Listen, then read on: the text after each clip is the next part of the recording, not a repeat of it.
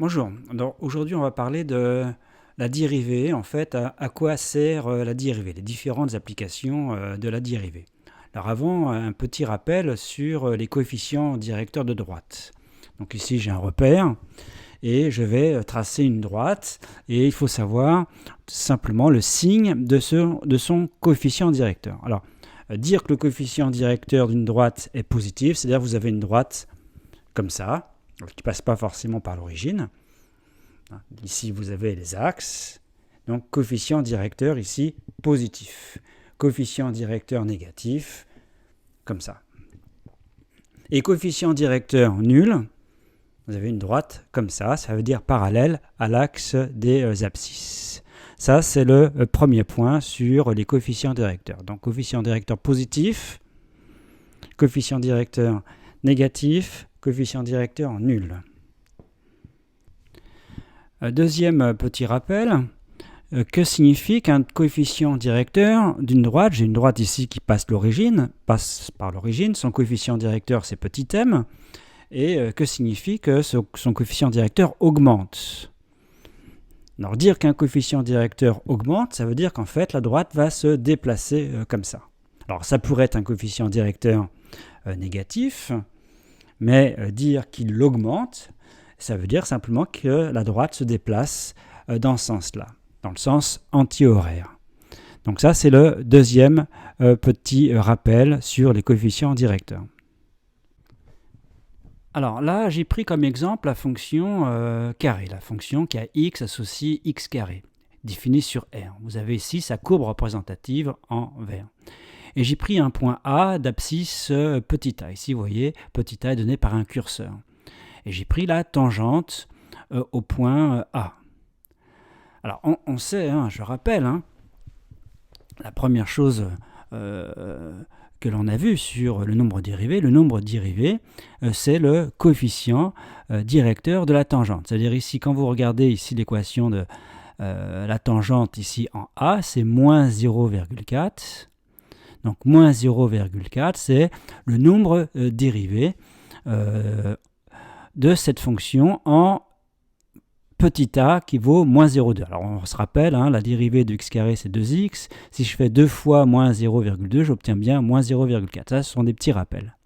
Alors ce que l'on va faire, c'est simplement déplacer petit a, comme ça la tangente ici.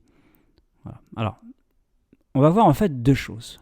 Ici, on voit bien que la fonction x carré, quand je dis la fonction x carré, c'est toujours un abus de langage. Je vous rappelle qu'une fonction, c'est un objet assez abstrait et on doit dire le domaine de départ, d'arrivée et la manière de trouver les images d'un élément du domaine de départ. Bon, bref, on va dire f de x égale x carré pour simplifier les choses. Donc ici, on sait que cette fonction-là, elle est strictement croissante sur 0 plus l'infini et strictement décroissante sur moins l'infini 0. On va dire qu'elle est croissante, c'est-à-dire que la courbe, elle monte en quelque sorte. Ici, la courbe, elle descend. Alors moi, ce que je veux, c'est voir le lien entre les coefficients directeurs d'une tangente, c'est-à-dire le nombre dérivé, et le fait qu'elle soit croissante. Alors, on va attendre un petit peu. Donc ici, voilà. Donc ici, c'est la partie croissante. Regardez comment se positionne la droite. Maintenant, si je fais de l'autre côté, comment sont les tangentes, en fait, dans la partie où la fonction est décroissante. Donc, ce que je veux, c'est trouver un lien entre le nombre dérivé et le fait que la fonction est décroissante ou croissante. Alors, je vous laisse réfléchir. Donc, la partie fonction décroissante, regardez comment sont les tangentes. Et là, regardez comment sont les tangentes dans la partie croissante. Eh bien, que remarque-t-on? On remarque que dans le cas où la fonction est croissante, les coefficients directeurs des tangentes sont positifs, c'est-à-dire le nombre dérivé est positif. Donc, le lien, c'est, pour premier lien, simple. On va essayer d'approfondir après ce lien. Premier lien simple, c'est fonction croissante, dérivée positive. Puisque je vous rappelle, le nombre dérivé, c'est donc le coefficient directeur de la tangente. Et si je vais de l'autre côté, fonction décroissante, Ici, vous voyez bien, vous avez un des coefficients directeurs négatifs, donc fonction décroissante, dérivée négative. Autrement dit, le signe de la dérivée donne le sens de variation de la fonction. Il y a un lien entre le signe de la dérivée et le sens de variation de la fonction.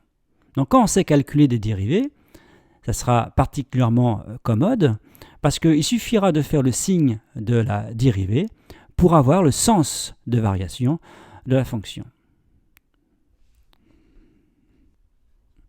Alors là, j'ai pris la fonction inverse. On sait qu'elle est strictement décroissante sur moins l'infini 0 et strictement décroissante sur 0 plus l'infini. Donc vous voyez bien ici encore une fois, les tangentes ici sont comme ça, dans ce sens-là, donc coefficient directeur négatif, donc ça veut dire dérivée négative. Nombre dérivé négatif, c'est-à-dire que la dérivée elle est négative sur moins l'infini 0. Et si je prends a positif,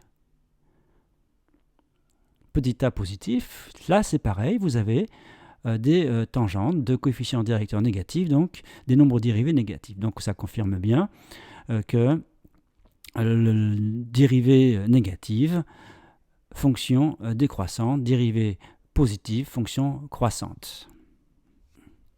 Alors encore une, c'est la fonction x cube. Ici, vous avez ici la courbe. Ici, encore une fois, vous voyez bien des coefficients directeurs de tangente positifs et la fonction, elle est bien strictement croissante. Alors remarquez une chose ici, c'est que quand même, pour petit a égale 0, vous avez une tangente qui est ici horizontale parce que vous avez un nombre dérivé qui est nul.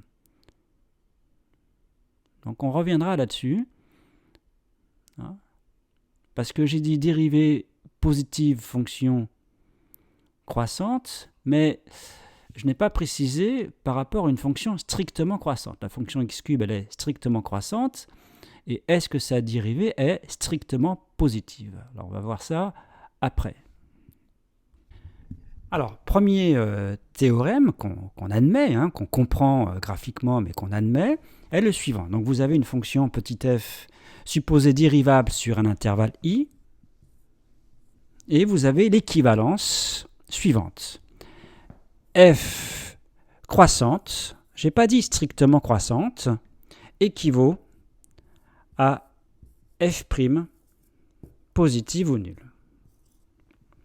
On va dire f' positive. Alors quand je dis ça, ça veut dire que pour tout x dans i, f' de x est positive ou nulle. Donc là, vous avez une équivalence entre le fait que la dérivée soit positive ou nulle, et le fait que la fonction soit croissante.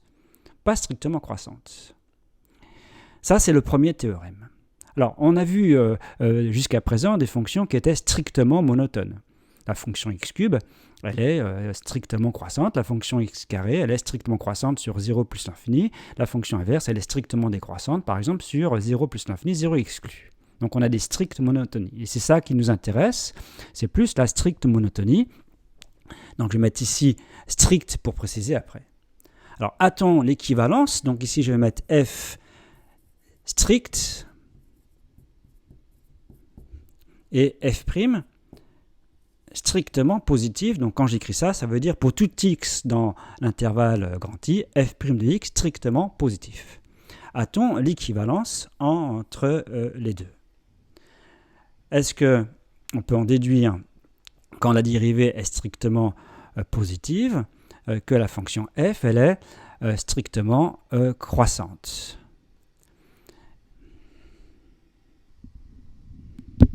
Eh bien, c'est vrai dans ce sens-là. Si on a une dérivée strictement positive sur un intervalle, alors la fonction f est effectivement strictement. Mais dans ce sens-là, c'est faux. Donc vous voyez, là vous avez une équivalence si on ne met pas des stricts. Là, il n'y a pas d'équivalence si on met strict. Alors, je vous rappelle, pour démontrer qu'une implication est fausse, il faut proposer un contre-exemple. Alors, voici un contre-exemple, c'est toujours la fonction x cube. Vous voyez, j'utilise des fonctions très simples. regardons la dérivée de la fonction x cube. Alors, on sait que c'est 3x carré, mais disons, même si on ne sait pas que c'est 3x carré, on a vu tout à l'heure sur la figure qu'on avait une fonction, la dérivée des tangentes strictement de coefficients directeurs strictement positifs, c'est-à-dire des nombres dérivés strictement positifs, sauf en 0, où on avait une tangente horizontale, donc un nombre dérivé nul. Donc vous avez le signe de la dérivée de la fonction x cube. Alors si on fait le signe de 3x carré, on obtient exactement ça. Donc vous avez ici un nombre dérivé nul, et par ailleurs, elle est strictement positive. Pourtant, la fonction f, elle est strictement croissante. Donc vous voyez, ce n'est pas parce que la fonction est strictement croissante que la dérivée aussi, elle peut être nulle. Donc en fait, il y a une propriété qui est plus générale, qui dit que si vous avez une dérivée qui est strictement positive, sauf en plusieurs valeurs, où elle est éventuellement nulle, eh bien la fonction, elle est strictement croissante. Que se passe-t-il en fait au niveau de la courbe représentative? Ça veut dire que sur les courbes représentatives, vous avez, si je fais ici une courbe représentative, là j'ai fait 2 points où les tangentes sont horizontales, donc des nombres dérivés nuls, et je vais faire une fonction qui est quand même strictement croissante. Alors, ici, voilà, fonction strictement croissante.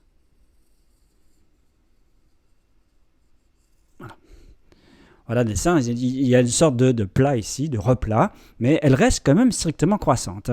Strictement croissante. C'est-à-dire que si vous prenez deux réels A et B dans l'intervalle, si A est strictement plus petit que B, alors f de A est bien strictement plus petit que f de B. Donc voilà, genre de situation, de fonction strictement croissante, avec une dérivée strictement positive, sauf en quelques valeurs où elle est quand même nulle. Alors on résume ça en général avec des tableaux de variation. Alors, première situation, vous avez donc une fonction, vous avez fait le calcul de la dérivée et vous obtenez ce signe de la dérivée sur un intervalle. Et là, vous avez un réel x0 pour lequel le nombre dérivé est nul. La fonction dérivée s'annule en x0. Alors, qu'obtient-on au niveau du sens des variations? Eh bien, f est strictement croissante. Ici, c'est quand on met des flèches, par convention, cette flèche, ça signifie une stricte monotonie et continue. C'est-à-dire elle est continue et strictement croissante. Donc la continuité, c'est sur une autre vidéo. Maintenant, si je mets moins, elle est strictement négative, la dérivée, sauf en x0, elle est nulle, eh bien vous avez une fonction qui est strictement décroissante. C'est le deuxième cas. Maintenant, troisième cas, si je mets moins plus, là vous avez une fonction strictement décroissante, une fonction strictement croissante. Donc on remarque en fait ici, dans cette situation, en x0, vous avez un extrémum, c'est un minimum. Comme point, c'est un minimum, c'est-à-dire que si on fait une courbe, en ce point-là, vous avez ici une tangente horizontale, parce que la dérivée s'annule en x0, donc ici c'est x0, et vous avez ici une courbe comme ça. Alors c'est local, c'est local parce qu'on ne sait pas, on pourrait très bien avoir la courbe qui descend ici plus bas, donc ça ne veut pas dire que c'est le minimum absolu, en tout cas localement c'est un minimum. Vous avez quelque chose comme ça localement. Et dernière situation, si vous avez plus-moins ici comme ça pour une dérivée, ça veut dire que la fonction elle est croissante, puis strictement croissante, puis strictement décroissante. Ça veut dire qu'ici, en x0, vous avez un extrémum, c'est-à-dire ici un maximum. Donc ça donne un dessin comme ça. Vous avez ici en x0 une tangente horizontale, puisque le nombre dérivé est nul. Et ici, vous avez une fonction qui est croissante, puis qui décroît. Voilà, comme ça. Alors ça, c'est local, parce qu'encore une fois, c'est un maximum, mais c'est un maximum ici local, parce qu'il se pourrait très bien que la courbe après soit plus haute, en quelque sorte, que ce point-là. Vous pourriez avoir ce genre de situation. Donc, extrémum local. Donc, pour résumer, le calcul dérivé sera très pratique, parce que intervalle par intervalle, on regarde le signe de la dérivée, on regarde les valeurs aussi de x qui annulent la dérivée, on fait un tableau de variation comme ça, et vous avez toutes les situations possibles. Vous en avez 4. Alors il y en a sur les 4, il y en a 2 où vous avez des extrémums, c'est-à-dire quand la dérivée, elle s'annule, ici, et elle change de signe, hein, plus moins ou moins plus. Là, vous avez donc 2 situations sur les 4 où on a un extrémum. Les 2 autres, hein, il y a une dérivée qui s'annule, mais il n'y a pas changement de signe, eh bien, dans ce cas-là, elle est strictement monotone, c'est tout. Il y a une tangente horizontale, mais elle reste strictement monotone, soit strictement croissante, soit strictement croissante.